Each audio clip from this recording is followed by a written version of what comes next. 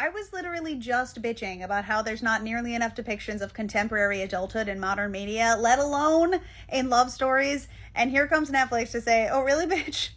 How about a contemporary love story between people in their 40s? And cherry on top, Adam Brody is going to play the hottest rabbi you've ever seen. And I genuinely think with rom-coms, when you get two incredibly charismatic leads like Kristen Bell and Adam Brody, it's kind of on autopilot. You don't have to do much more. But what I love about this show is that the supporting cast is fucking awesome. Like, I would have watched simply for Timothy Simmons because I'm a huge Veep fan. He's amazing in it. He's a standout. Justine Loop, who I absolutely loved in Succession. Jackie Tohn, who was in Glow, Justice for Glow. Sherry Cola, who was in Joyride last year. They're all amazing. And I do genuinely think that the show is very cute. It's very sweet. It's very entertaining. I binged it in a weekend. I do have some criticisms, though, because of course I fucking do. It's me. What were you expecting? That I was not going to have criticisms? My main issue of the show is the pacing. I feel like because the show is so tropey and it's very heavily relying on the audience having an understanding of the way these stories are normally told, that it would have really benefited from like a 22 episode traditional sitcom kind of setup, which I understand is kind of like a thing of the past, unfortunately. Like, it's actually kind of depressing that it isn't anymore.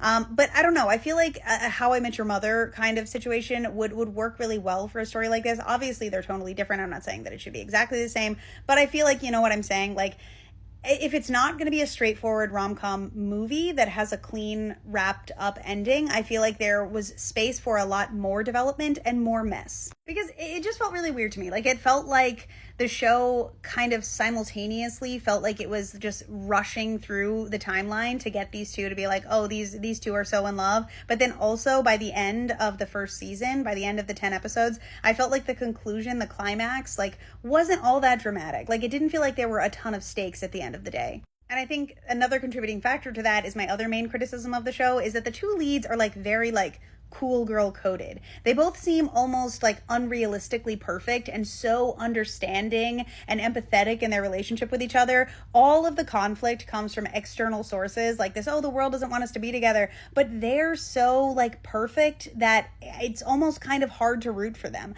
Maybe I'm just fucking crazy.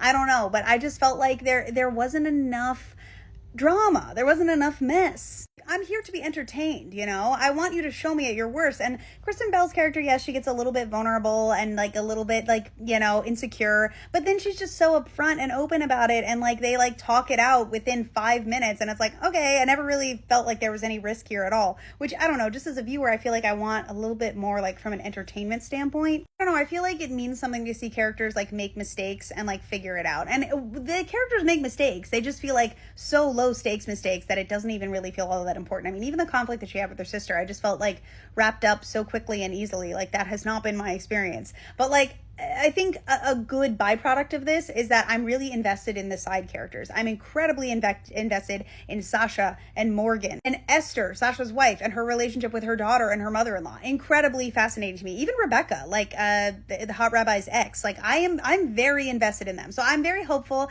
I'm excited to see more. It was really fun. But yeah, I do think that this is like, it feels a little bit weird to me because of the modern, like the streaming age. It just feels like it's kind of trying to be a lot of things instead of committing to being one thing. Overall though, definitely recommend. If you like rom-coms, I think you'll love it.